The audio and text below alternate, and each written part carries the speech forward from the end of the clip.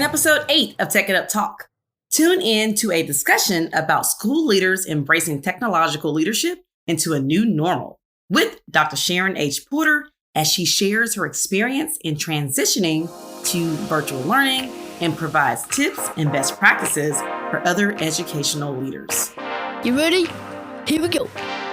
The Tech It Up Talk podcast aspires to educate, inform, and inspire educators from teachers to school leaders on tips, tools, and resources to support the integration of technology into classroom instruction. You're listening to Tech It Up Talk with Dr. Mac, your host with the most passion for supporting educators from teachers to school leaders with the integration of technology into instruction. In today's show, I have a very special guest who is going to empower us with her passion, her experience, her positive energy that would just flow right within you, and of course, her uncanny leadership.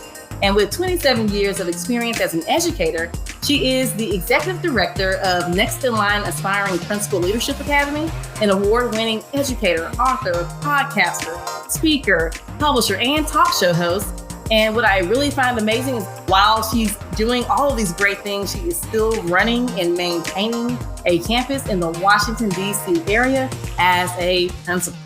And without further ado, I would like to give a warm welcome to my special guest, Dr. Sharon H. Porter.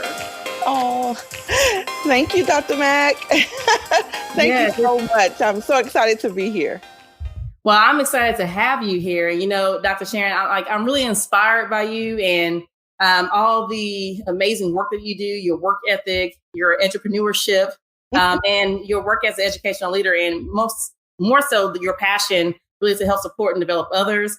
And like when I think about all the different things that you do, the different projects and tasks that you have going on, you kind of remind me of my favorite motivational speaker, Les Brown, and he said, you gotta be hungry. And, you know, you have greatness within you. And so I really appreciate your hunger to support others and develop others like myself and to really make that positive social impact into our society. And so I'm just thankful for you to be here. Your presence keeps me going. And I hope that our listeners can hear some of the passion that you have when you're speaking, and just seeing your work itself will help inspire them as well. And so we can get started with sharing like your Next in Line Aspiring Principal Leadership Academy and some other projects that you have currently in place. Absolutely. The Next in Line Aspiring Leadership Academy for assistant principals really came about through my dissertation. I did my dissertation on leadership development and principal preparation. And I was actually coordinating a program in my school district such as that. And so I loved it so much, Dr. Mac, that that's the reason why I went back to the principalship so that I can actually do my own program. And so that's where we are now. And so with this program, I actually mentor and coach assistant principals from across the country. These are assistant principals who need a little more coaching, a little more mentoring, and just excited about doing this. And so it's been a passion. We're actually going on our first official year. I did a pilot year prior to this, and so it's been amazing. Wow, that is awesome. I know that it has been quite the year, which brings us to the goal for our show. And so the goal for this episode is to really help educate and inform other educators with emphasis on our leaders and aspiring leaders about the importance of internalizing technological leadership into this new normal. And when I say technological leadership, I'm not saying that a leader has to be the technology expert, but I do believe that there are attributes of technological leadership that can really encompass a leader, and like whether they're developing, guiding, and emphasizing and applying the use of technology themselves, which makes it more of an oriented leadership practice. And COVID-19 has had such a major impact in our work today in transitioning to different instructional models, having to come up with different plans and change frequently. And so I wanted to start with asking, like, as a school leader yourself, what has your experience been this 2020 year in having to transition your campus to virtual and or a hybrid instructional model? Absolutely. So when we went out, just like most schools around the nation, March of 2020, We actually have not been back. And so we are still virtual. And that was a major transition for our school district specifically. We were not a one-to-one school district. And so getting those devices out was a challenge. And so that was really our major struggle early on. And so we are just now getting devices for every student that need it now. And this is, almost the end of 2020. And so I would have to say that was really the major struggle. And then, of course, letting teachers become familiar with this whole virtual space. That it within itself, because you think, yes, I have amazing teachers, but this learning curve in the virtual space has been a challenge as well. Right. Yes. And so what other challenges have you faced as a leader in having to maintain your campus throughout this pandemic? Yeah. So I would say the main thing is just making sure that instruction, that the quality instruction is still being delivered to students. That was one of the things when we started the 2021 school year that I wanted to make sure, because again, going back to last, when we just stopped, it was just survival mode at that point, really. And I'm talking from March until the end of the year. We were just trying to survive, trying to keep it going, trying to get things for students. But when we started school in August, it was a different ballgame. It was school is in session. Yes. And so that was a different mindset. And so the challenge is really making sure that delivery of instruction is still occurring. And not only delivery, but quality instruction is being delivered. That's the challenge right now. Well, going into that, so specifically for the teachers, what are they challenged with in being able to deliver that quality instruction?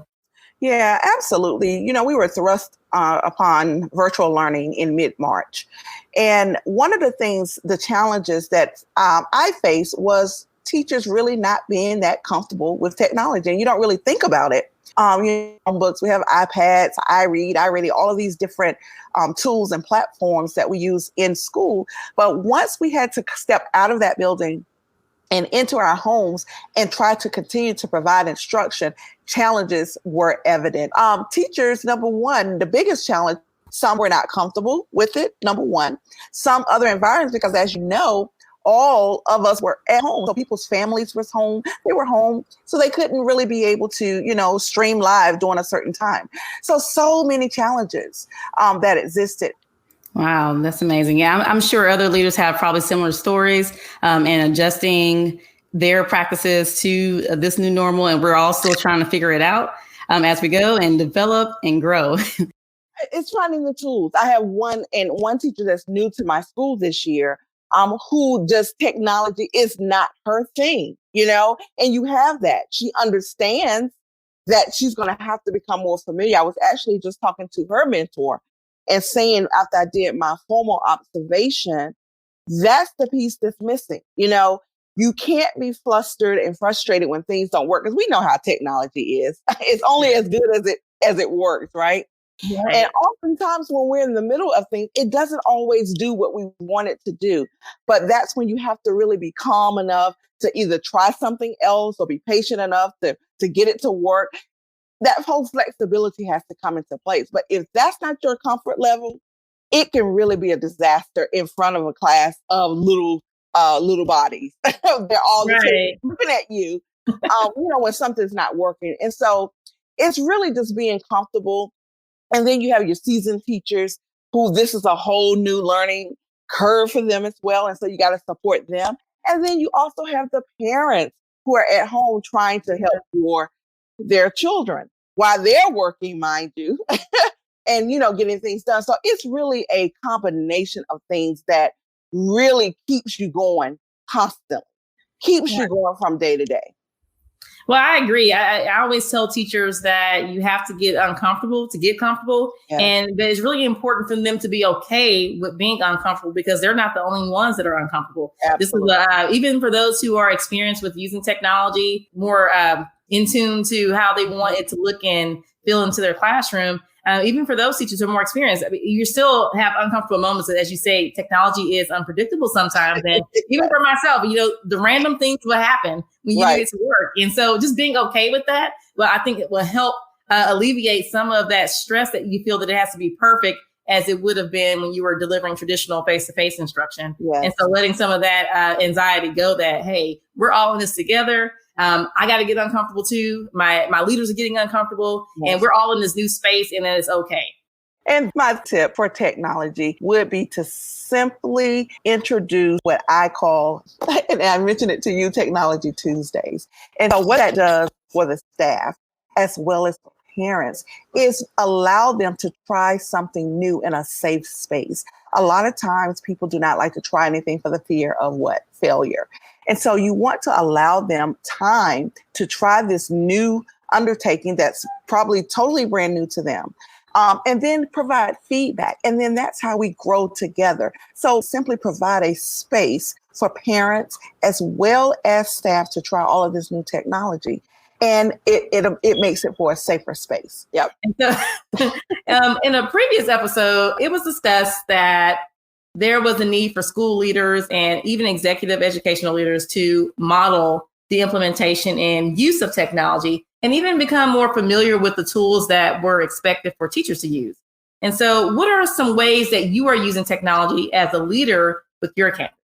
Absolutely. I consider myself really okay with technology, but like you said, knowing it for myself is different than helping others get familiar. And that's what I found that I needed to do. I was comfortable with using it for myself, whether it was professional or for my personal business.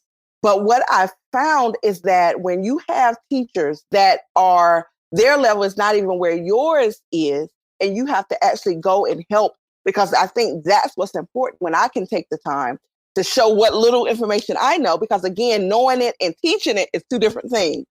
And so when I can take the time and just show what little knowledge I have, it makes a big difference in those teachers' lives. They appreciate it. And so that makes me want to go and learn more so that I can come back and show more, if that makes sense. And so that's what I've been finding myself doing. I've been finding myself extending my knowledge so that I can help. Because the teacher tools that we are encouraging them to use, I want to know how to use it. I just don't want to say, try this, and I haven't tried it. So that's where I am now. Using everything that I've shared with them, I'm learning how to do it as well. Right. Well, I saw that you were doing some other things too that was a little, I think forward thinking for some leaders that I think you are not giving yourself credit for. And like I saw that just on your site, you do a newsletter to communicate with your community. And I even saw you had a school podcast. And so I see that you're leveraging technology in some different ways that I haven't seen a lot of leaders leverage. And so can you share some of that as well? Absolutely. And, and I started that podcast last year before COVID. That was just something that I wanted to do because I am a podcaster. I saw how it was very impactful in my business. I figured, this would be really nice as another communication tool for my parents and community. And that's exactly what I did. I started out by introducing myself, first of all, because last year was my first year at that school. And then I started introducing our new staff members to the community through a very quick, I'm talking 5 to 10 minute podcast. And then I started interviewing community members and our partners, and it just got bigger and bigger. And so now I look forward to it as a means to get information out. We do the robocalls, we do the newsletters and all that. Right. Find out what's going on. Even more so now that they're not with us and that everything is going out electronically. I just wanted to give it a different variety of that communication. And so I love it. I absolutely love our school podcast. Okay. And what about this newsletter? How are you using that with your campus? Yes. And so the s'mores and hopefully all the educators out there are using or some form of communication with the newsletter. But I love s'mores. Let me tell you, I love it. And so I use it as a weekly update, again, to my community, to my parents, to my staff. Everything that's going on in our school, I put it in that newsletter. And I also add additional information from our school district, because what I do want is parents to be informed. They don't always have the time to go to the district website to see what we're doing. Put all the highlights of the district along with the highlights of the school into this one newsletter. It's weekly. They get it. It's an update. They find out what we've done last week, and what's upcoming for the current week. So it's just the communication waves open. Right. Well, I'm glad you stated that, because like in this research study I read about principals' technological leadership and its effect on their teachers' technological literacy and their teaching effectiveness, one of the major findings of that study is that when principals applied different attributes of leading with technology, it really impacted their teachers' technological literacy, which had a positive impact on their teaching effectiveness.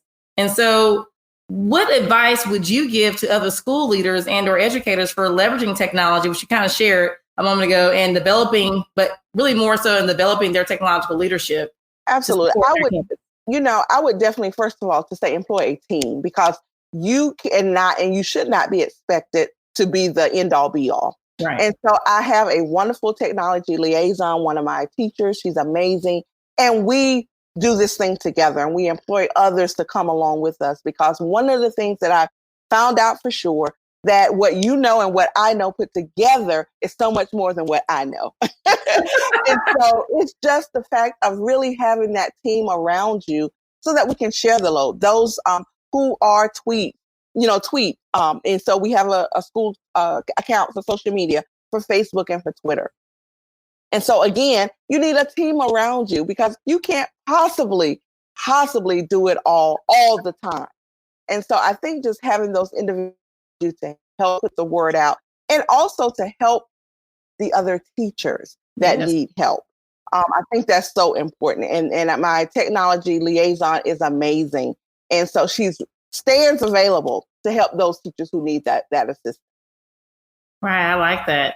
And so also in that study, they talked about 5 dimensions of technological leadership.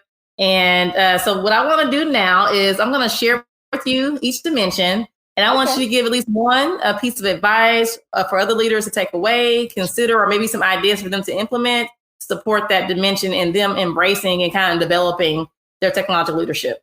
Okay. And so you kind of touched on this first one, but I'm going to go ahead and say it. So the first dimension was for vision, planning, and management. And so having a clear vision of the use of technology. What advice would you have for other leaders?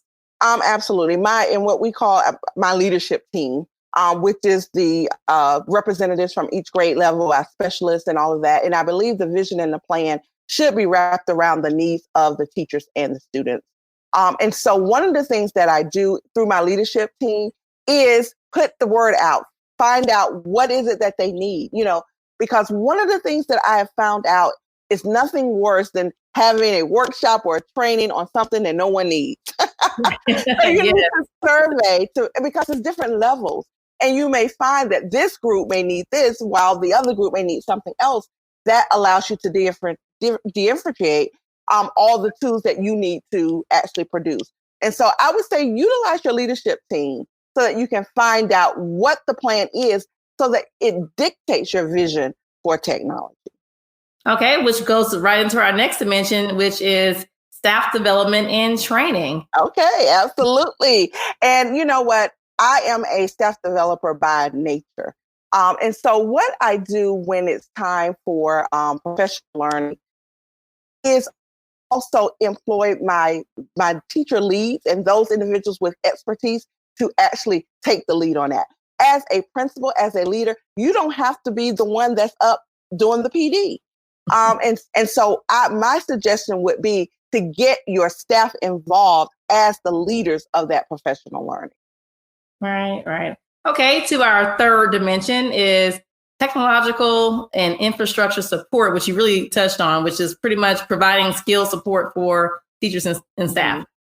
Yeah. And so I'm going to go back to such as individuals as yourself, our central office technology people. I love them, and that's where I would really consider them as a partner to our school to help advance the work, to get that infrastructure. I utilize our central office technology. We call them T3, Technology Training Team. And so in our district, we have certain individuals that represent each cluster. We are divided by clusters. And so I invite them in. And so that way, that partnership is being extended to build that structure for that technology. Okay, we have two more. So our next one is evaluation and research. Now I'll go in a little bit into what that means. Okay. And so this includes really the ability to gauge and measure teachers' use of technology and have an idea of what that should look like. Mm-hmm. And, not only through surveys, but also observation informally and formally. That's the technology use is part of our observation process. And although we have done it prior to COVID, prior to being virtual, it's just magnified at this point now, because technology is everything right now. We're only virtual. And so I really assess the needs of teachers when I go in and out of these Zooms and Google Meet classes each day. I'm like, okay, you might need some help with this. For example, and I got to give this one example. One teacher was looking at a YouTube, and you know how you can enlarge it to make it know that. And so we were looking at this small video for the entire time. And so afterwards, I thought, you can enlarge that, right? And so it's about really assessing them in real time. And so I would say that would be my tip for school leaders there, is assess when you're going in informally and formally. Okay, yes. Okay, and then for our last dimension, which you actually touched on as well, and actually in the study, they thought that this last part was more critical to override any technological skill that a leader would need, and that is interpersonal and communication skills. Definitely. I totally agree with that, because the communication piece of the technology, and which is why I use different ways to communicate with my staff and my community, is because you have to reach them where they are. Whether it's Remind, whether it's Class Dojo, whatever way that you communicate with your staff as a whole, make sure that it's consistent so that they are looking for that means. And I use email, I use the newsletter, I use my podcast, we use robocall. So one of those methods, I'm reaching someone, and that's what's important. Now, in a previous episode, we discussed the need for school leaders and even executive leaders to model the implementation and use of technology, and even become more familiar with the tools that are expected for teachers to use. As an educational leader yourself who develops and coaches other leaders, what were your biggest takeaways from this experience, and how has it enhanced, shaped, or impacted your coaching model and best practices for leaders? Absolutely. One of the major things that came out of this is you have to absolutely model what you expect. I fell into that pandemic slump early on where I didn't really want to get dressed. I didn't want to do my hair. So I just wanted to do audio and then send emails. And then I'm looking at my teachers and wondering why they didn't want to go live, right? So I had to really think about that. And I had to begin coming to my office, my home office, as if I was going to work, Right. And so I began having my leadership team meetings on camera. I began having my staff meetings on camera, because I expected that, I wanted that for them, for the students. And so once I did that, I saw the shift. And so that was really one of the lessons learned, that you truly, truly, truly have to model what it is that you expect your staff to do. It's just no ifs, and buts about it. And so they look at you and they see you. And so you have to make sure that you're putting forth the best light for them. And so that was really something I started doing in my weekly updates to my parents through video versus the weekly newsletters that I would, normally do. So all of that, I saw the shift about a month after the pandemic hit. So modeling is definitely one of those things.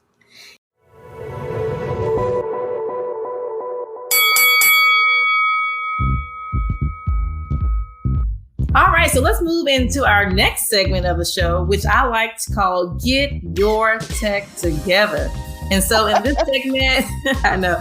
this segment, I would like for you to share some must-have tools that you feel school leaders should have in their digital toolbox, or maybe even a place at their campus. so yes, my first one would definitely be the Google Suite. You have those who love it and those who hate it.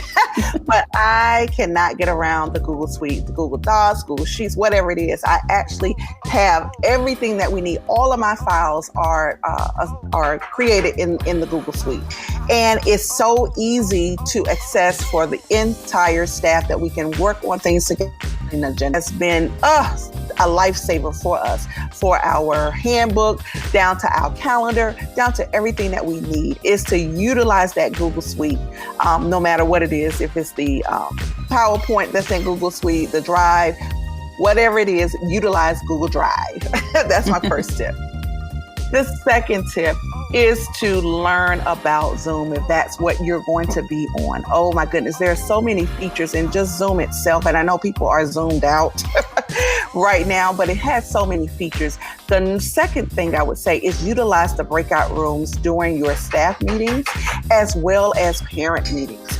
That is the one thing. So I introduced it to our PTO so that when we have our different groups, we would actually break out into the breakout rooms and not let this whole not in person space come in between us getting the work done. So utilize all the components of Zoom, not just the videoing, and just the face-to-face, but it has so many things that educators can use while we're doing this whole distance learning. And so, for me, again, knowing all of the strategies, the technology tools that teachers are using, whether it's Nearpod, whether it's Pear Deck, Kahoot, just all of these little different things that you can suggest to your teachers, I think is so important. They need to know that you are aware of what's going on, right? And so if you ask for a suggestion, I would definitely say find out what those lists. In my district, we have that list of technology tools for teachers to use. I take that list and I see, okay, what don't I know about? What do I need to research a little more?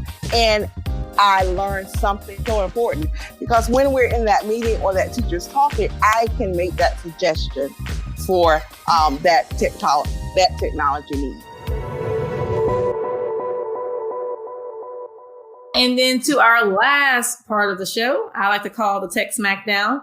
And so again, of course, the topic for today is internalizing technology as a part of your leadership. Before we end the show, if you could just leave with 3 tips for educators or school leaders to walk away with to support them in continuing the work in their campus and their community.